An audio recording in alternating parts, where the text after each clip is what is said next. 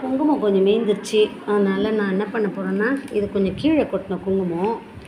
சாமிக்கு மஞ்சள் குங்குமம், சாமி விளக்குக்கெலாம் மஞ்சள் குங்குமம் போது இந்த குங்குமம் கொஞ்சம் கொட்டிடுச்சு கீழே. அதனால் இது வேஸ்ட் பண்ணாமல் இதில் நான் என்ன பண்ண போகிறேன்னா, இந்த மெஹந்தி பண்ண போகிறேன். இதில் கொஞ்சமாக லெமன் புழிஞ்சிக்கிறேன். நான் வந்து மெரூன் கலர், அதாவது தாழம்பூ குங்குமம் தான் வாங்கியிருக்கேன். இப்போ இதோடு இது நல்லா மிக்ஸ் பண்ண போகிறேன். லெமன் ஜூஸோடு மிக்ஸ் பண்ணிக்கிறேன். இப்போ இது வந்து நம்ம மெஹந்தி எங்கே ஃபங்க்ஷன் போனாலும் ஒரு அர்ஜெண்ட்டாக ரெடி பண்ணோன்னா இந்த மெஹந்தி நம்ம ரெடி பண்ணிக்கலாம். இப்போ இது கையில் வச்சு பாருங்கள், ரொம்ப நல்லாயிருக்கும். நம்ம கைக்கும் கெடுதல் இல்லை. இது வந்து உடனடியாக தயார் பண்ணுற மெஹந்தி பதத்தில் கலக்கிக்கிட்டேன். அப்போ தான் நல்லாயிருக்கும். கை கம் நல்லா அழகாக செவக்க பிடிக்கும். நம்ம டிசைன் கூட வைக்கலாம்.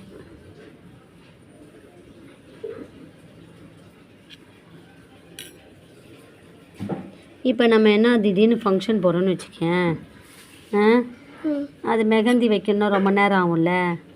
இது வச்சுட்டு போயிடலாம், ரொம்ப அழகாக இருக்கும். கையை நல்லா பிரித்து காமி. அப்படிதான், அந்த கையும் அந்த மாதிரி. இது வந்து இந்த கலர் யூஸ் பண்ணால் நல்லா டார்க்காக வரும். இது இன்னும் சாதா ஒரு குங்குமம் இருக்கும் பார்த்தியா, அது யூஸ் பண்ணால் அது கொஞ்சம் ரோஸ் கலர் மாதிரி வரும். எனக்கு தெரிஞ்சு இந்த மெரூன் கலர் குங்குமம், அதாவது தாழம்பு குங்குமம் யூஸ் பண்ணால் தான் ரொம்ப அழகாக இருக்குது. இப்போ நீ வந்து கொஞ்சம் காஞ்ச பிறகு கழுவிடலாம் கையை. சின்ன கை பற்றியா, பெரியவங்க கைன்னா நிறைய டிசைன்லாம் வைக்கலாம். இது சும்மா எக்ஸாம்பிள் தான். எங்கே வெளில போகணுமோ டக்குன்னு ஒரு குங்குமத்தில் லெமன் விட்டு அழகாக மருதாணி வச்சிடலாம். நல்லா இருக்குல்ல? கை நல்லா காமி.